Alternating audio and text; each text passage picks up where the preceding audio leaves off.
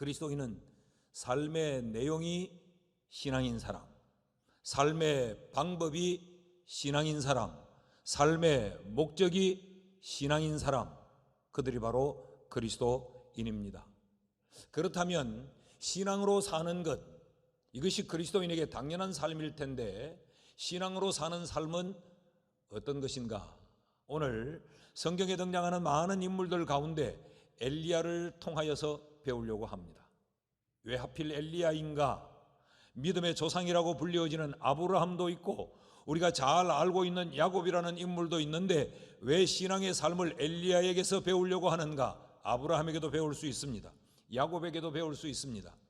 그럼에도 불구하고 엘리야를 오늘 주목하려고 하는 이유는 엘리야와 우리가 살아가는 데 있어서 삶의 공통점이 대단히 유사하기 때문에 그렇습니다. 엘리야가 살던 그때와 오늘 우리가 살고 있는 이 시대의 시대적 공통점이 동일합니다. 엘리야가 살던 그때가 어떤 때였느냐? 정치적으로 사회적으로 극도로 혼란한 시대가 바로 엘리야가 살던 시대였어요. 이 엘리야가 살던 그 시대에 아합 왕 때는 여호와의 분노를 격발시켰더라 그랬어요. 하나님이 분노를 쌓아가다가 하나님이 분노의 방아쇠를 당겼어요. 그것이 하늘문을 3년이 넘도록 하늘문을 걸어 잠궈서 그 가뭄 때문에 그 지역이 아사의 지경에 이르도록 만들어버린 것, 이것이 바로 엘리야 시대의 특징입니다. 그러니까 굉장히 시대의 기준도 없고 그 시대의 사람들이 시대 정신도 없이 표류하던 시대가 바로 엘리야가 살던 그 시대요. 또 윤리와 도덕적으로 그 시대는 굉장히 타락한 시대였습니다.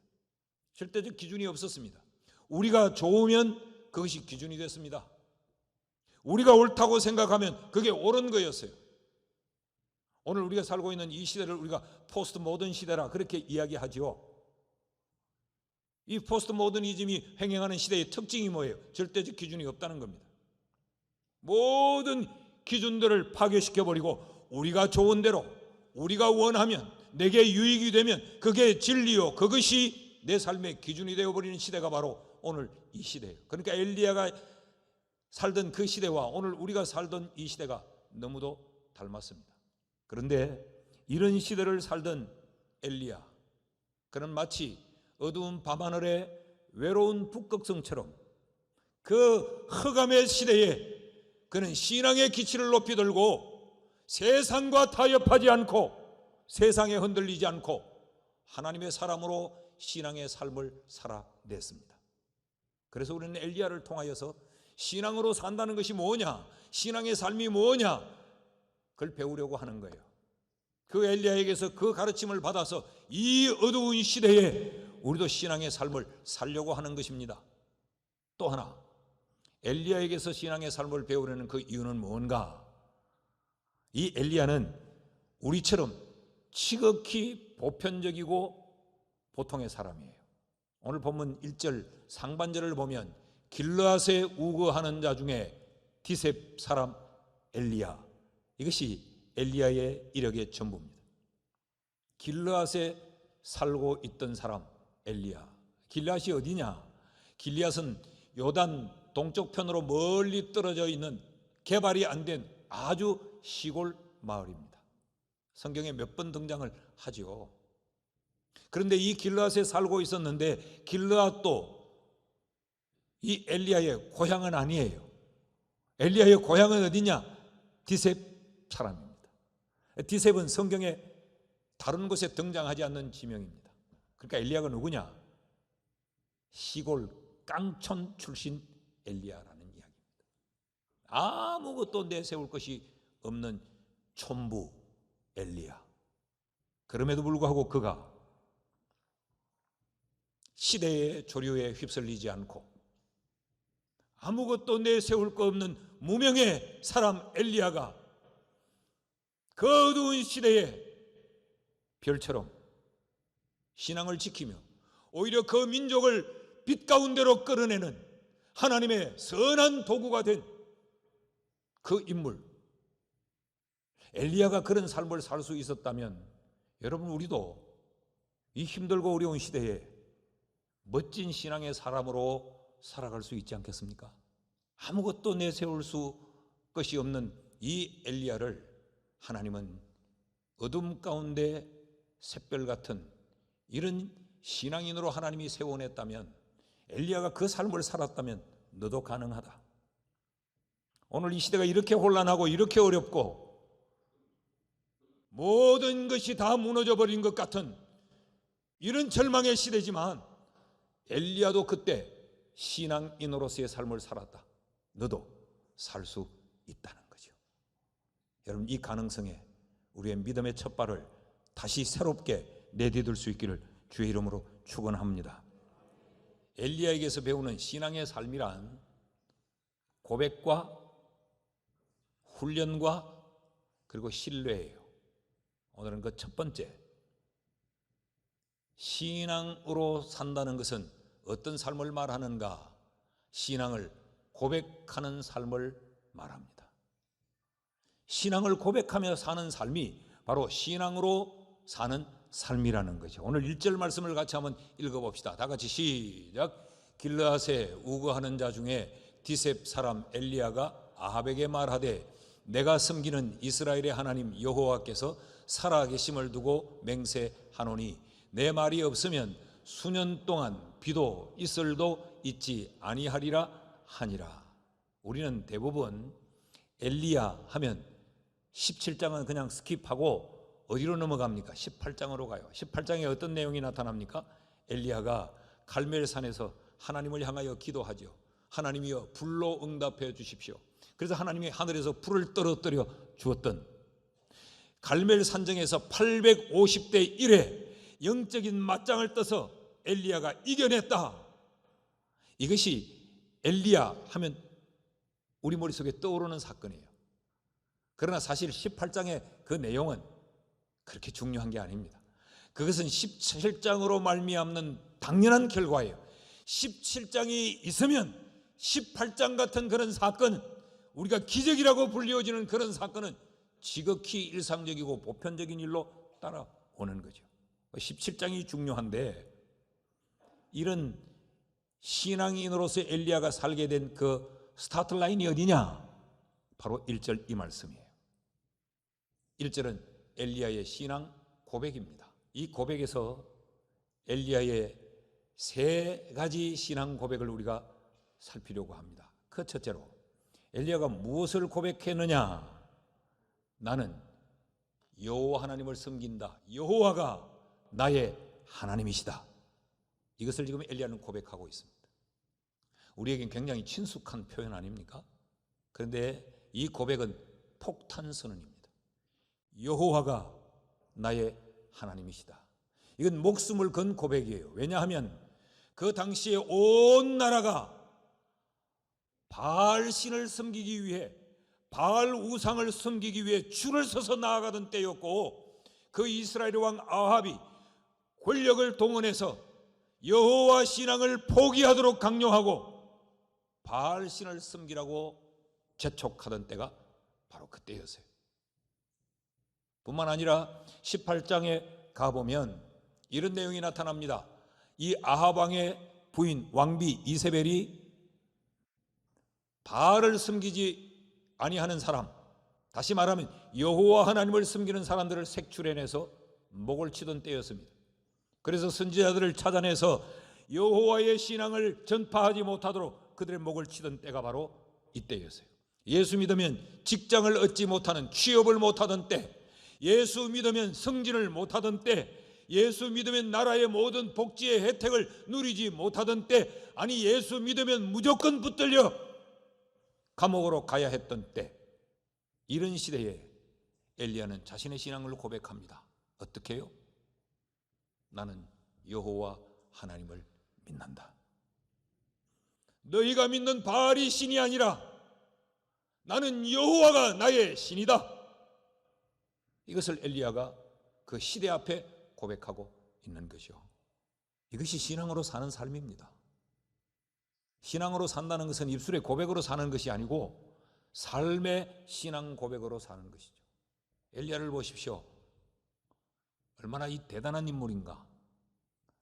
엘리야라는 이 이름의 의미가 뭐냐? 엘, 하나님이란 말이에요. 리, 나의라는 이야기입니다. 야, 야훼, 여호와라는 이야기요.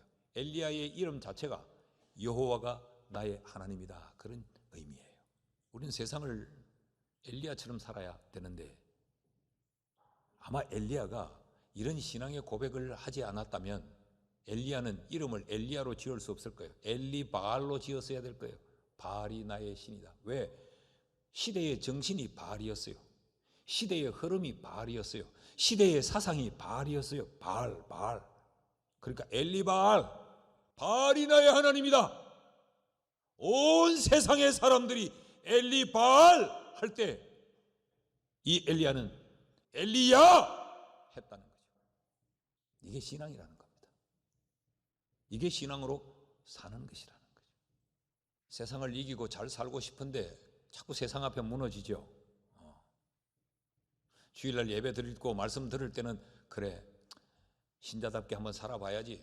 그런데 또 나가면 정신 차릴 수 없이 무너져 버리죠. 왜 그런가? 왜 세상을 이겨내지 못하는가?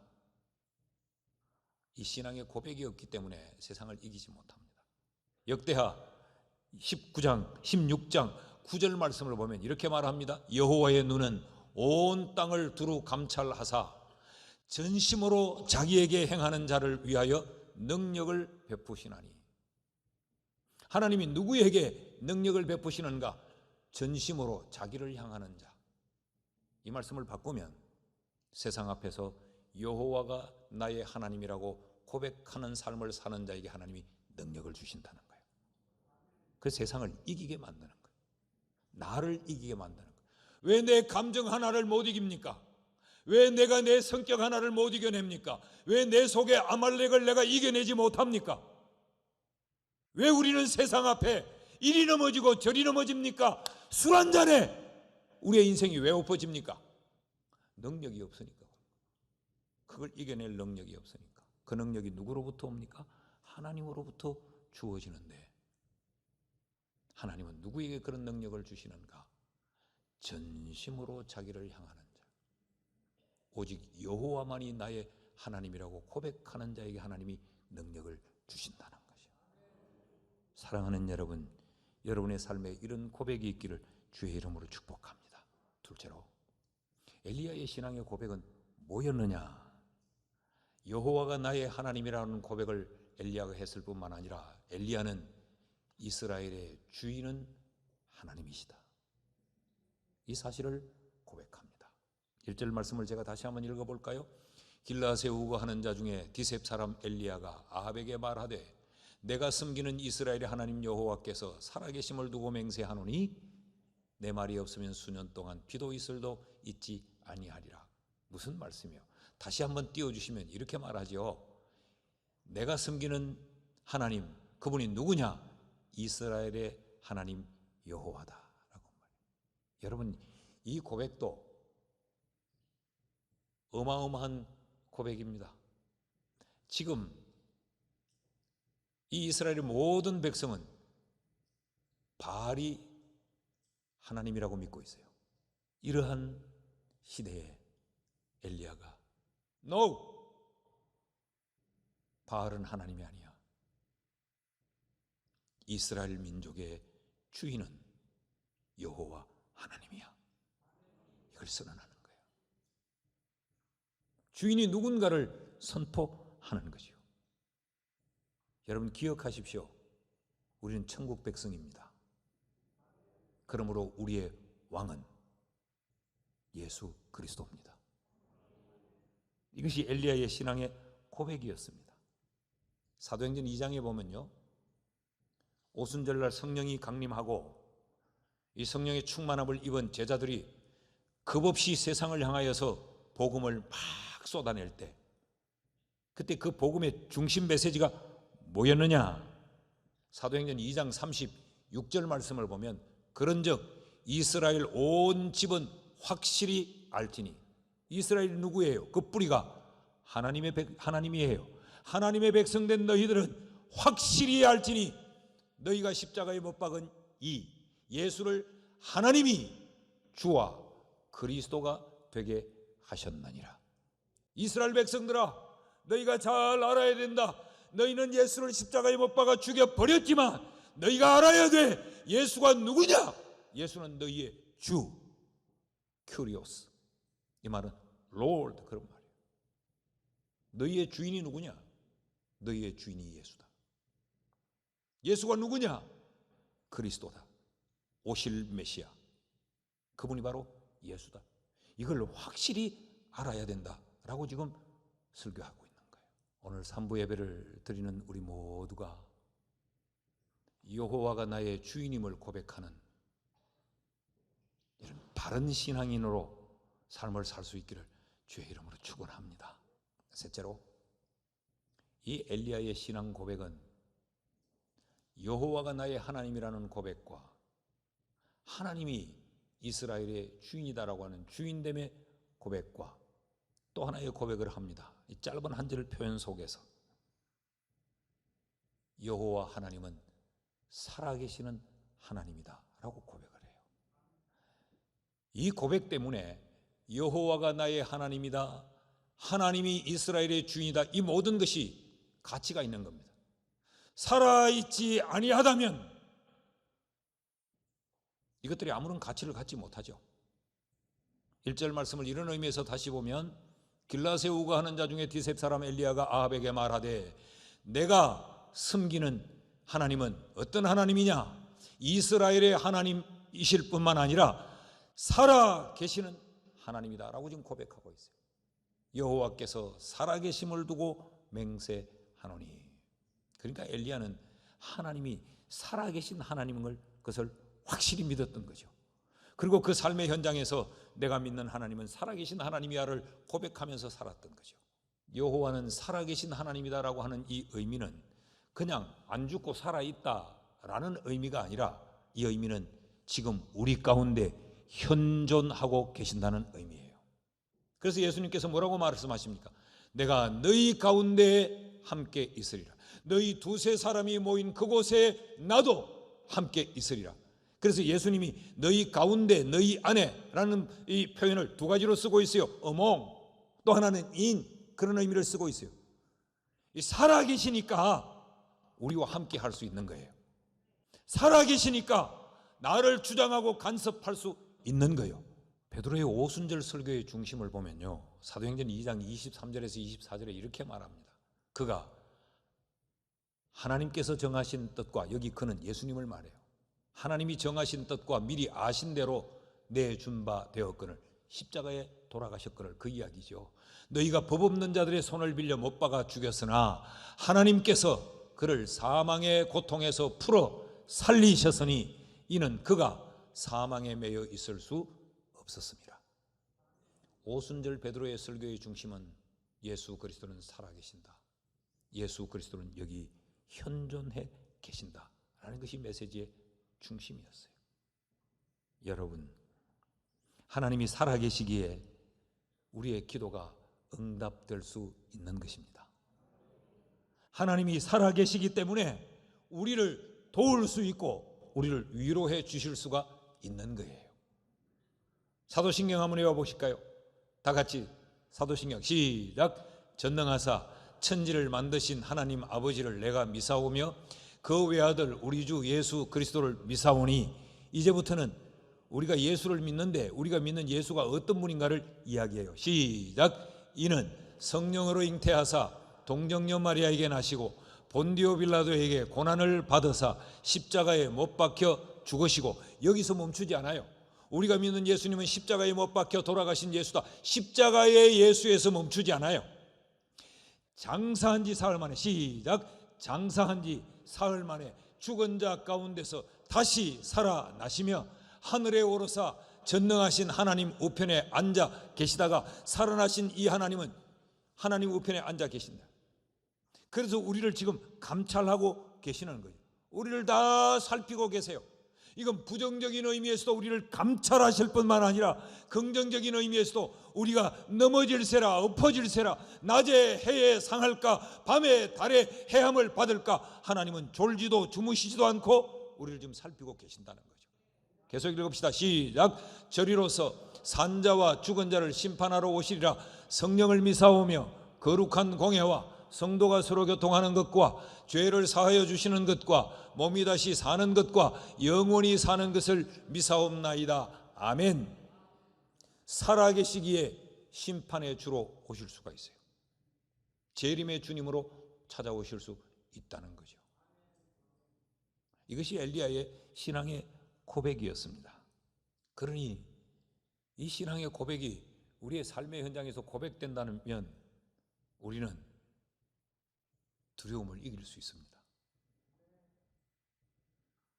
근심을 소멸할 수 있습니다. 여호와는 살아계신다 라고 하는 이 믿음이 충전되면 근심은 소멸됩니다. 자, 말씀을 맺습니다. 그런데 이 고백을 엘리야가 누구에게 하고 있느냐 합니다. 1절 말씀을 제가 다시 앞부분을 읽으면 길라앗에 우거하는 자 중에 디셉 사람 엘리야가, 이 말은 이런 겁니다. 촌놈 중에 촌놈, 내세울 것 없는 별 볼 일 없는 인간 엘리야가 아합에게 말하되, 그 시대의 절대 권력자인 그 아합에게 이 신앙의 고백을 하고 있는 거예요. 멋있지 않습니까? 엘리야가 아합에게 말하되. 여러분, 이것이 신앙의 고백입니다. 신앙 고백은 이불 속의 고백이 아닙니다. 신앙의 고백은 교회 안에서만 하는 게 아니에요. 신앙의 고백은 이론적인 지식이 아닙니다. 신앙의 고백은 기도할 때에 수식하는 수식 용어가 아니에요. 신앙의 고백은 세상을 향하는 고백이어야 되고 삶의 현장에서 고백되어져야 돼요. 얼마나 많은 그리스도인들이 그 신앙의 고백을 교회 안에만 가두고 있는지 몰라요. 교회 안에서는 하나님이 살아계세요. 교회 안에서는 여호와가 나의 주인이 맞아요. 교회 안에서는 여호와를 섬기는 것이 맞아요. 그런데 이 교회 문 밖을 나가면 신앙의 고백은 흔적도 없이 사라집니다. 세상에서는 하나님이 살아계시지 않아요. 내 삶의 현장에서는 하나님이 주인이 아니요. 삶의 현장에서는 돈이 여호와예요. 내 삶의 이 즐거운 오락이 주인이요.